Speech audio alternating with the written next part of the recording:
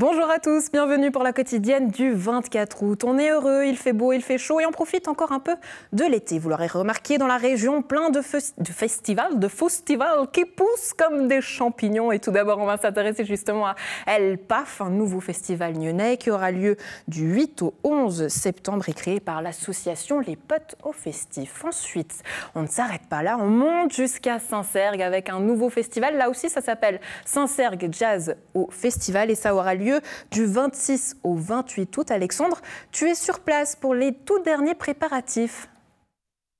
Salut Andrea, oui effectivement, tu vois derrière moi les tentes qui sont montées. Alors pour situer un petit peu à ceux qui connaissent un peu Saint-Cergue, on est juste à côté de l'école du Vallon, précisément sur le terrain de basket. Alors on va visiter un peu ces infrastructures et puis on parlera même de jeunes élèves qui vont avoir la chance de se produire sur scène dans ce festival de jazz, premier du nom à Saint-Cergue. Alors à tout à l'heure.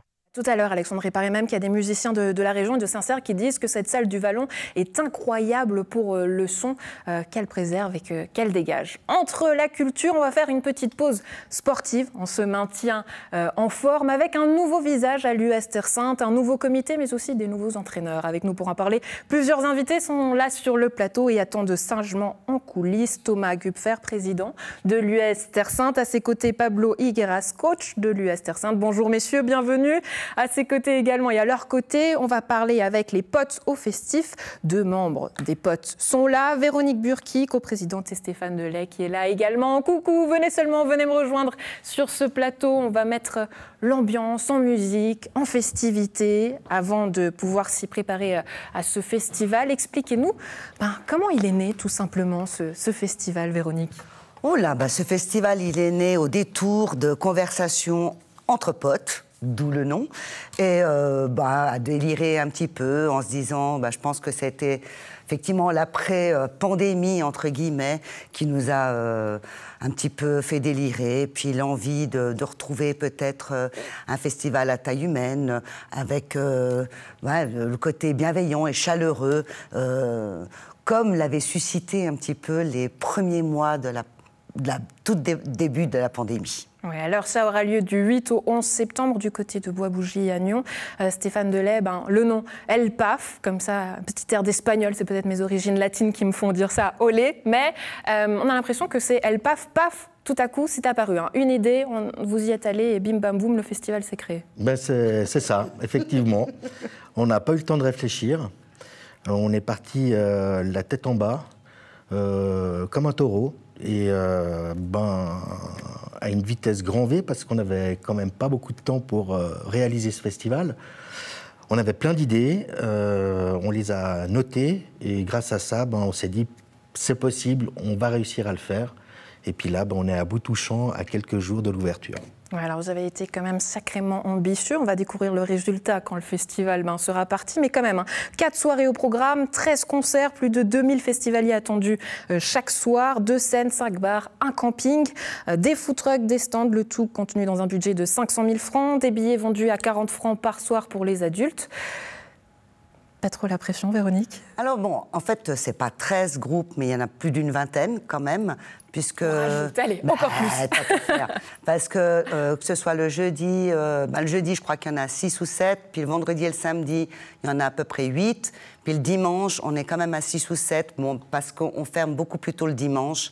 Le festival a lieu pendant le week-end du Jeune Genevois et les vacances sont finies, donc le lundi, tout le monde repart au boulot.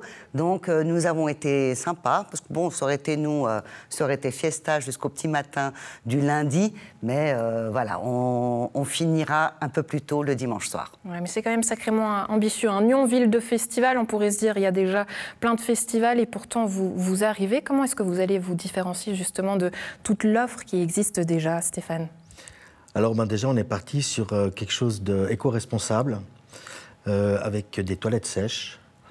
Ensuite, tout ce qui est... alors malheureusement, les verres ne seront pas repris et lavés parce qu'à faute de budget pour notre première édition, mais on a des verres qui sont biocompostables et biodégradables aussi. Donc c'est ce qui va faire aussi cette différence, c'est qu'on essaie de rester vraiment dans tout ce qui est verre. Ensuite, on va rester bon enfant, on fait en sorte que les gens s'amusent, voient plein d'autres choses. Il n'y a pas que des artistes chanteurs, il y a aussi des participants qui viennent faire des prestations au niveau... de l'animation, qui vont mettre le feu. Ouais. On va y revenir d'ici quelques instants. Mais tout de même, sachant que vous êtes conseiller, est-ce que ce n'est pas finalement un passe-droit? Est-ce que ce n'est pas facile de créer un festival quand on est conseiller parce qu'on sait là où il faut aller frapper? Alors justement, pas du tout. Ah non, alors pas du tout. Bon, d'abord, notre volonté était de justement, vis-à-vis de la population... On pense que ça aurait été quand même assez malhonnête, justement, d'utiliser la fonction de conseiller pour obtenir des passe-droits. Donc, nous ne les avons en tout cas pas demandés. Pour ce qui s'agit aussi de demander des subventions et autres, au vu qu'on était un peu en retard, puisqu'il faut présenter les dossiers en début d'année pour éventuellement pouvoir les obtenir, là, ça a été carrément raté parce qu'on est arrivé après la bataille. Ensuite de quoi, non, on peut penser qu'un conseiller communal serait plus aguerri au niveau des écueils qu'il peut rencontrer, ou en tout cas qui connaîtrait plutôt la maniclette. Pas forcément, parce que quand on a le nez dans le guidon, on est vraiment dans son festival, dans l'organisation de son festival, et on se rend compte que c'est plutôt difficile. Alors, on a eu beaucoup de chance. Plutôt difficile, c'est-à-dire, est-ce que vous n'avez pas plutôt l'impression qu'on vous attend au tournant? Un peu, ça c'est clair. Et puis, je pense que, justement, nous n'avons pas demandé de passe-droit, mais on nous attend vraiment, justement... Alors, pas tous les services, je vous rassure, parce qu'il y en a un qui est juste merveilleux et que je tiens vraiment à remercier, c'est le service des sports, manifestations et maintenance. Vraiment, le service manifestation, ils nous ont extrêmement soutenus, beaucoup aidés, beaucoup conseillés, nous ont beaucoup remonté le moral quand tout d'un coup on voyait qu'il y avait des exigences qui étaient absolument démentielles, parce que j'avais presque envie, je crois que lors de notre dernière séance, j'avais l'impression qu'on était en train d'organiser Paléo bis, donc la même taille. C'est pas le cas. C'est vraiment pas le cas. Donc c'est très stressant et là on a senti un très très grand soutien. Ouais, tout de même, vous avez de l'expérience et pourquoi je le cite, je vais vous en parler, Stéphane Delay, c'est parce que cette parcelle du Bois Bougie, elle avait notamment accueilli en 2019 le 73e Giron des jeunesses du district Nyon. À l'époque, donc, vous faisiez partie de ce comité d'organisation en tant que président. Et puis, il y avait eu quelques écueils avec le voisinage, notamment la clinique de la Métairie, qui n'était pas trop satisfaite que ça fasse du bruit, finalement, à côté de chez elle. Aujourd'hui, est-ce que, sachant que le festival vient de nouveau sur ses terres en grand conquérant, est-ce que c'était les mêmes rapports? Est-ce que les négociations ont été un peu plus faciles? Alors, ça n'a absolument pas été les mêmes rapports. Déjà, on a pris contact avec eux, on les a rencontrés, on a pu discuter avec eux, on leur a expliqué que c'était la première édition qui se ferait sur ce terrain-là. La deuxième édition, si deuxième édition se fera, alors on ne pourra plus le faire sur ce terrain. C'est ce qui a déjà bien changé la donne au niveau de la discussion avec tout le voisinage, sans les citer aussi la famille Bordier, la Métairie. Pourquoi est-ce qu'elle ne pourra pas se faire sur ce terrain-là, cette deuxième édition, si deuxième édition il y a? Alors c'est que l'agriculteur va devoir exploiter son terrain pour pouvoir cultiver ou du blé ou du maïs. Donc il faudra qu'on trouve un autre terrain d'entente, on va dire, avec un autre agriculteur pour faire une deuxième édition. Bon, une bonne chose, en tout cas, l'esprit est à la fête. Vous avez réussi à trouver ce terrain d'entente avec les voisinages. Donc on va faire la fête et on va parler programmation. Je vais sortir un petit objet de dessous la table. Je crois. Stéphane, je vous le donne. Merci. Véronique a réagi. Attendez. Venez avec moi.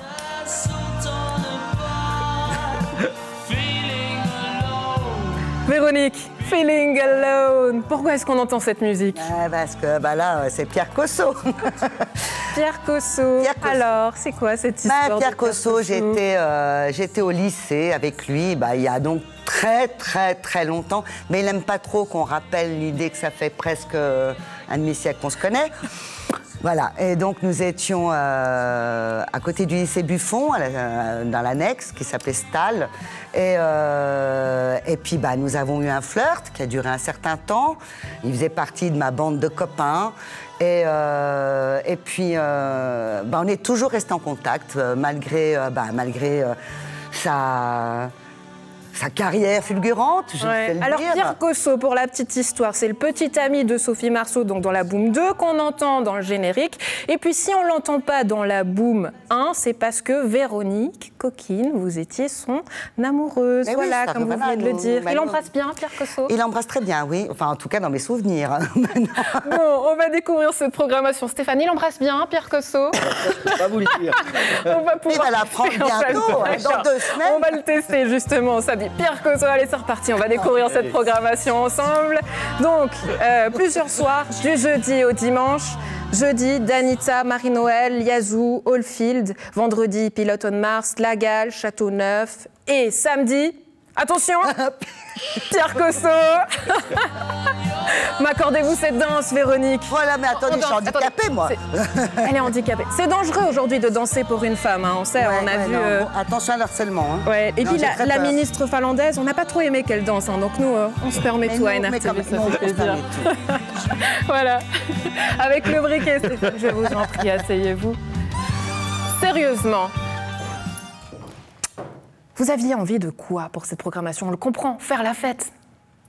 Alors oui, effectivement, faire la fête, mais aussi faire découvrir des talents de la région, entre Genève et Lausanne, des jeunes artistes aussi, peut-être méconnus par certaines personnes Nao, c'est un petit groupe nyonnais. Qui est très, très, très prometteur. On avait reçu Noémie sur ce plateau d'ailleurs, qui a un nouvel EP qui arrive aussi. Artiste de la région. Ça, c'est le but aussi du LPAF, c'est finalement mettre aussi en avant les artistes de la région, mais aussi ce qui se fait de local, tant la nourriture que les boissons, les vêtements. On met en avant le local.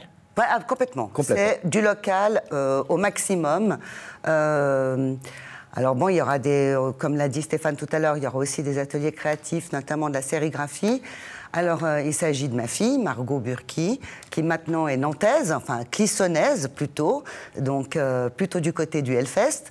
Mais elle viendra, elle revient aux sources, on va dire, elle va venir s'installer 2 semaines quand même dans la région pour pouvoir faire découvrir la sérigraphie et permettre aux festivaliers de sérigraphier eux-mêmes des sacs, des t-shirts ou du papier, enfin vraiment découvrir ce domaine-là. Ouais, Nous aurons aussi un autre Nantais qui va être absolument incroyable, c'est Ben Le Chaput, qui lui plutôt fait de la musique avec tout ce qui est du matériel recyclé. Ça fait beaucoup de Français quand même, hein. Pas que il y en a que je n'en veux pas, mais attendez, local. Tout le reste est local.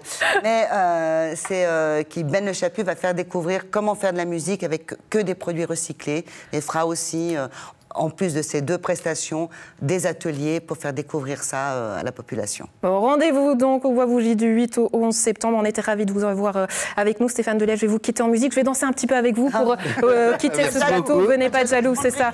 Et on part en dansant. Allez, c'est parti. Stéphane. Je vais aller vers la sortie. Hein. Je vous emmène, je vous guide. C'est moi qui guide en change de rôle. Hein, c'est ça. Il n'y a plus les femmes qui guident aussi les hommes. Je vous en prie. Merci d'avoir été avec nous, Véronique. Merci beaucoup.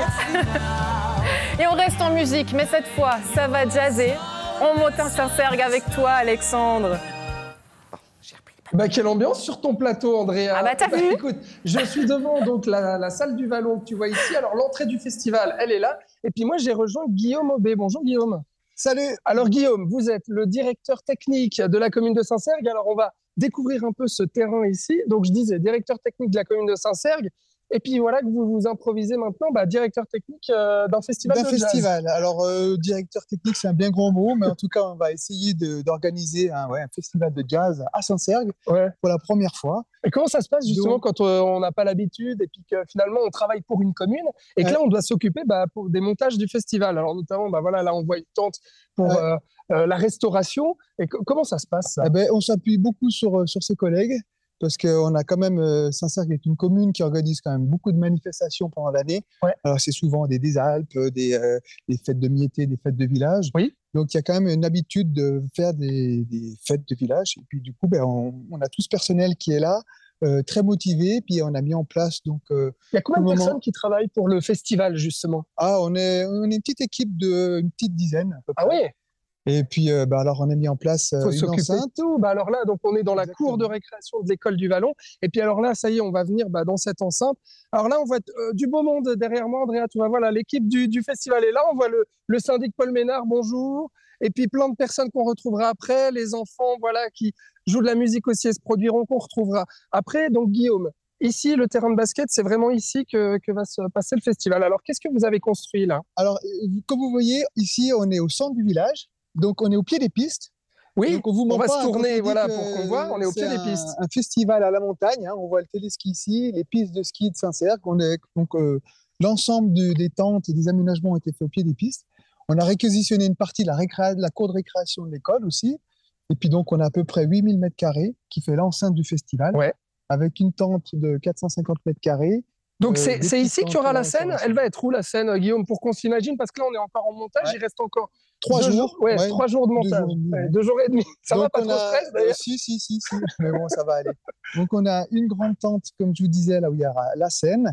C'est la partie extérieure. Et puis, dans le bâtiment du Vallon, ici, on aura à peu près l'équivalent de la même grandeur de scène. Donc, pour la partie, la deuxième partie du Vallon qui est là. Hein. Voilà, exactement. D'accord. Bon, alors une dizaine de personnes qui font tous ces montages. C'est marrant que vous me disiez, hors micro, hors caméra, juste avant, on ne sait pas trop où on va, mais on y va. Enfin, c'est un peu à tâtons pour une première édition d'un festival. C'est un festival de musique, en plus un festival de jazz, donc c'est une musique assez particulière. Oui. Mais il y a beaucoup d'engouement et puis on est tous très motivés. Et puis on verra bien, de toute façon on va tirer des leçons et puis on apprend au fur et à mesure.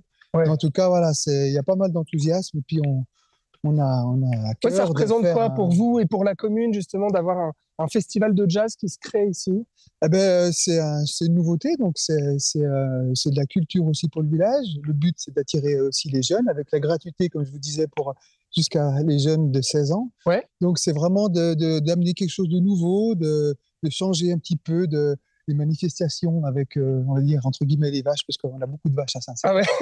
Maintenant, c'est la place à la culture avec le jazz. Magnifique. Et là, on arrive, Guillaume, au coin VIP, et on a rejoint Laurent Ducasse. Alors, on va juste changer le petit micro. Voilà, Laurent, je vous donne. Merci beaucoup, Guillaume. Bonne journée, bon montage. Merci. Et alors, si je suis avec Laurent Ducasse, bonjour. Bonjour. Andrea, si je suis avec Laurent, qui est donc le fondateur de Stage Nature, c'est pour te présenter le coin VIP. Alors, ça se passe ici. Laurent, on y va et on explique déjà pourquoi c'est vous qui me faites visiter le coin VIP. Alors, nous avons la chance que le club VIP et une partie de la restauration a été confiée à nos jeunes. C'est quoi Stage Nature, justement? Alors, Stage Nature accueille des jeunes sur lesquels on va, à travers la nature, dans un premier temps, dans un deuxième temps, à travers de la formation, réinsérer les jeunes dans notre société, en apprenant les valeurs. D'accord. Voilà, nous sommes très innovants dans ce domaine-là et nous pratiquons la désistance. Mettez bien le micro proche de votre bouche. Voilà, exactement. Et donc, ça veut dire quoi? Ça veut dire que vos jeunes, en fait, qui sont en réinsertion, vont accueillir les VIP Alors, ils vont être accueillis ici, par la rampe où nous sommes montés. Nous aurons un espace ici qui permettra de voir le concert quand il est en bas, si les VIP ne veulent pas y aller. On voit la tente là-bas. La tente au fond. Et puis après, sur cette passerelle-là, je vous demande de m'accompagner. Je vous suis. Voilà, on va accéder à cet espace VIP qui est assez intéressant puisque nos VIP vont pouvoir ici, sur les concerts de tête d'affiche, pouvoir venir ici à la fois... Ce sont qui ces VIP en fait? Alors, ce sont des entreprises qui sont sponsorisées, ce sont des personnes qui ont souhaité voir le concert et le festival dans un autre espace, un espace, vous voyez, plus dédié, lounge. Tout à fait. Et l'intérêt, c'est que la cloison qui est face à nous, peu par peu, va être enlevée. Donc là, on est dans la salle du Vallon et puis on découvrira la scène après, Andrea, qui est juste derrière. Et puis, c'est vrai qu'on peut faire tomber tout ça. Mais j'aimerais savoir, Laurent, surtout ce que ça représente pour Stage Nature et pour vos jeunes, d'être justement intégrés dans un festival de jazz comme ça qui se crée. Alors, pour nous, c'est une chance. Et pour ces jeunes, c'est de voir qu'ils peuvent être revalorisés et que tous les efforts qu'ils ont faits pour venir dans notre société, c'est une récompense pour revenir. Voilà. Et cette valorisation, de voir qu'ils peuvent revenir dans notre société et avoir une chance aussi d'apprentissage. Et que aussi, le contact aussi avec les gens. Ce sont des gens qui sont passés des fois par des foyers fermés, par la prison. Et là, quelque part, c'est retour vers notre société par de l'autonomisation et de la formation. À travers un festival de jazz. Ouais. Merci beaucoup, Laurent. Andrea, eh bien, je te laisse parler sport. Et puis, on se retrouve derrière cette cloison après pour parler musique, notamment avec eh bien, un professeur de musique à Nyon et puis avec les enfants de Saint-Cergue. À tout à l'heure. À tout à l'heure, Alexandre. Et oui, on passe au sport. Il y a du changement à l'US Terre Sainte. Oh, Pierre Cosso qui revient. C'est-à-dire, mes sportifs, ils vont venir en dansant. Venez me rejoindre, Pablo Higueras et Thomas Gupfer. Venez nous rejoindre. Je vous en prie. En dansant, en dribblant, comme vous voulez. Une petite valse, tout ce que vous voulez. Bienvenue. Oh, se déhancher, Pablo. On sent le petit côté latin, là aussi. Là. Ah, voilà, mais je sais, je l'ai vu dans votre bassin, là. J'ai vu que vous étiez latin. Ouais, j'ai l'œil. Bienvenue, messieurs, bienvenue sur ce plateau. Alors, on va vous présenter. Thomas Gupfer, vous êtes le président de l'US Terre Sainte. Pablo Higueras, vous êtes le nouveau coach de l'US Terre Sainte. Plein de nouveaux visages pour ce nouveau club. C'est l'ère du changement, un nouveau souffle. Exactement. Je tiens juste à préciser, je suis bernois un peu plus rigide par rapport à Pablo. Mais effectivement, nous avons changé le comité. Nous avons 8 nouveaux membres au comité. Et nous avons également changé tout le staff de la première équipe, dont Pablo est le responsable numéro 1 de cette équipe. Ouais, le but, c'est quoi? Vous voulez faire quoi de cette équipe avec tous ces nouveaux visages? Nous avons une nouvelle philosophie pour le club. C'est un club qui doit de nouveau devenir régional, ambitieux mais régional. Nous avons des ambitions sereines. Nous avons un club à gérer où il y a des équipes actives, un mouvement junior très important, beaucoup de filles également dans le club. Et je rappelle, Terre Sainte, ce n'est pas seulement le foot, il y a aussi d'autres sports qui sont rattachés à notre organisation, qui sont, si je peux vite les citer... C'est toute une vie finalement qu'il y a derrière ce club, pas seulement du foot, c'est ça? C'est ça, on a 1100 membres. Nous sommes le plus grand club de foot du canton de Vaud. Et je ne vous cache pas, le nouveau comité, on travaille jour et nuit. Oui, vous dites même que vous travaillez plus que jamais dans ce nouveau comité, c'est-à-dire que vous donnez corps et âme. Oui. Et vous savez... Quand on aime, ouais, on ne compte pas. On ne compte pas. Et le foot, pour moi, je suis un ancien footballeur, pour moi, c'est un sport où on a les plus belles émotions de la vie. Et c'est pour ça, chaque heure, chaque minute que j'investis, je le fais avec mon cœur, mon âme, toujours dans le but de faire avancer le club. Et de transmettre finalement cette passion aussi aux jeunes. Pablo, j'imagine que c'est des mots qui résonnent chez vous. Vous entraîniez à Gland et vous ne pensiez pas forcément redevenir entraîneur. Qu'est-ce qui vous a fait rejoindre finalement et décider à rejoindre l'US Terre Sainte? Le nouveau projet. Donc il a pensé à moi, Thomas, en tant qu'entraîneur principal. Donc on s'est vu. Il a eu les mots justes, puisque... Ah, je le comprends, moi on parle comme ça, c'est bon, je tombe dedans. Oui, non, c'est sûr, les mots justes, même si c'est à côté dans un pub et tout ça, mais il m'a sorti de ma retraite anticipée, donc avec passion. Donc la passion est toujours là, hein, la passion du foot et tout ça. La passion de Pierre Cosso aussi? Ça c'est... oui, mais... Il y en a qui ont eu de la chance de danser avec vous, malheureusement. On dansera à la fin, hein, Pablo, ne vous inquiétez pas. Mais voilà, le projet m'a beaucoup plu, les mots m'ont beaucoup touché. Et puis, en une nuit, j'ai dit oui. En une nuit, il a dit oui. Il va vous faire une chanson, Thomas. Si ça va finir comme Pierre Cosso, vous aurez votre chanson. Magnifique. On peut dire qu'en tout cas, ça se passe bien, hein, ce début de saison. 3 victoires, notamment 3-2 face à Servette. Vous êtes sur un petit nuage. On est sur un petit nuage, gardant les pieds sur terre. Là, il est dégagé, le ciel est dégagé. Donc oui, c'est surprenant, surprise pour certains, surpris pour moi et le staff technique, puisqu'on a fait des transferts, je dirais, intelligents. On a gardé à peu près les 3/4 du contingent de l'année passée, puisqu'on veut quand même garder le régional et tout ça, avec les transferts qui se sont faits. Oui, c'est un sacré défi, hein, il faut dire, puisque l'année passée, vous n'étiez pas passé loin de la relégation. Oui. Aujourd'hui, voilà, il y a du travail. Sur quels aspects est-ce que vous allez travailler ?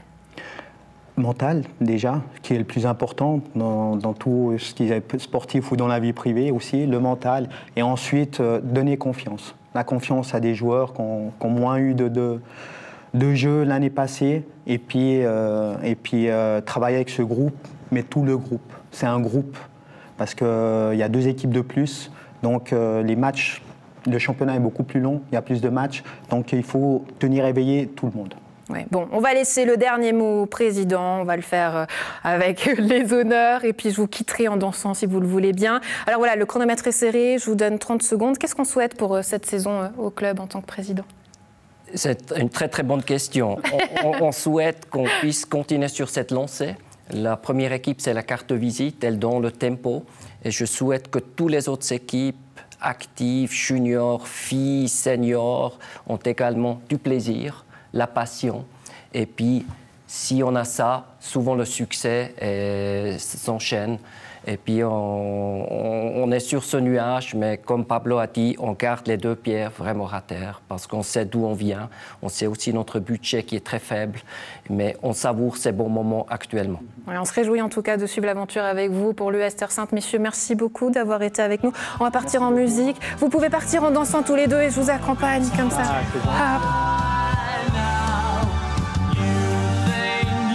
C'est beau. Merci messieurs, à tout bientôt. Alexandre, on retourne à toi. Est-ce que tu vas toi aussi danser avec ces élèves, du coup tu disais de Saint-Sergue? Oui, mais j'ai pas de musique, Andrea, moi pour le moment, mais j'ai pénétré à l'intérieur de cette salle du Vallon et puis sur la scène m'attendent les Papet & Cause qui sont là. Salut les gars, je vous rejoins tout de suite. Mais avant ça, je suis en compagnie de Jason. Bonjour. Mais bonjour. Alors, je vais vous demander juste de dire votre nom de famille parce que je vais pas y arriver. Je comprends, oui. C'est Jason Zakarakis. D'accord. Eh bien, enchanté Jason. Alors, vous êtes professeur de musique à l'école Nyon-Marans et notamment, vos élèves vont se produire ce week-end au Festival de Jazz de Saint-Sergue. Alors, concrètement, vous, qu'est-ce que vous faites avec vos élèves? C'est de la composition, c'est ça? Exactement. En fait, c'est un cours facultatif où les élèves s'inscrivent à l'école de Nyon-Marans et ils apprennent à composer de la musique en groupe. D'accord. Donc, ils sont âgés de quel âge à quel âge? Plus ou moins de 12 à 15 ans. D'accord. Et c'est une belle occasion justement pour une école comme Nyon-Marans et puis pour vous, professeurs, pour vos élèves. Ça représente quoi d'avoir un nouveau festival de jazz qui se crée comme ça? Ça représente, c'est une possibilité pour nous, pour nos élèves, de pouvoir jouer à ce festival, de rencontrer d'autres musiciens aussi. Oui. Parce qu'il y aura aussi des musiciens professionnels. Donc, c'est aussi l'occasion de rencontrer d'autres musiciens qui jouent. C'est l'occasion pour eux de se faire aussi découvrir par d'autres personnes, d'avoir des expériences, tout ça. D'avoir une nouvelle maison du jazz en Suisse romande, en fait. Aussi, oui, pourquoi pas. Pourquoi pas aller dans ce sens-là. Bon, très bien. Ils sont prêts? Ils sont prêts. Ils sont contents et ils se réjouissent de pouvoir jouer. Bon. Donc, il y aura 2 groupes de musique et c'est leur propre composition qu'ils vont pouvoir montrer à tout le monde. Et voilà, on pourra écouter tout ça ce week-end. Merci beaucoup, Jason. Je vous prends le micro et je vais retrouver les élèves qui ne sont pas vos élèves, mais qui sont d'autres jeunes. Eh bien, voilà, je m'assois sur la scène avec vous. Hop, et voilà. Je m'en sors. J'ai même fait tomber mes lunettes, Andrea. Rien ne va. Bonjour les garçons. Alors, je te donne le micro. Alors, toi, c'est Nathan. Nathan, c'est ça. Oui. Et puis à côté, il y a qui à côté de toi? Quentin. Salut Quentin. Et Flavio. Et salut Flavio. Alors, vous êtes tous les 3 des élèves, à Nyon, c'est ça? Non, vous êtes à côté de Saint-Sergue, mais vous habitez Saint-Sergue. Effectivement, on habite Saint-Sergue. Ouais. Et alors, vous jouez quoi comme instrument, vous? Alors, moi, je joue de la batterie. Ouais. Je joue du piano. Du piano. Et moi de la basse. Et de la basse. Et vous jouez donc dans ce même groupe qui est, fais voir Flavio, parce que le t-shirt est super et très local, c'est les Papet & Cause. Donc le papet vaudois, les vaches, tout ça. Ça vient d'où ce nom, Nathan? C'est une référence un peu vaudoise, une idée de ma mère, vu qu'on est tous suisses en groupe. De ta maman? De ma maman. D'accord. Et alors vous jouez quoi comme style? Un style pop-rock. Ouais. Et là, vous avez l'occasion de jouer à Saint-Sergue ce week-end. Oui. Ça fait quoi? C'est un immense honneur. Ouais. C'est incroyable. Vous êtes déjà produit avant sur une scène? Non. Oui. Tu sais plus. On a déjà fait des lives, mais on n'a pas encore créé nos propres musiques, nos propres sons, tout ça. Ah, d'accord. Donc là, ce sera des reprises? Exactement. D'accord. Et il y aura quoi comme reprise? Flavio, tu joues quoi? Moi, je joue Coffin Dance. Ouais. Et quoi comme vous reprenez qui comme artiste? Jeff Brubeck. Par exemple, Jeff Brubeck. Ouais. Dave Brubeck. Dave Brubeck. Faut pas se tromper sur le prénom, attention. Hein. C'est un artiste de jazz. D'accord. Ok. Donc en fait, tu me disais donc pop rock, mais finalement vous jouez un peu de jazz aussi. Oui, effectivement. Ouais. Jamiroquai aussi. Ok. Et puis Ben l'Oncle Saul. Bon, vous êtes prêts ou pas? Bien sûr. Flavio, il est prêt. Au taquet? Oui. T'as peur un peu? Un peu, mais ça va. Ah, un peu, mais ça va. Ok.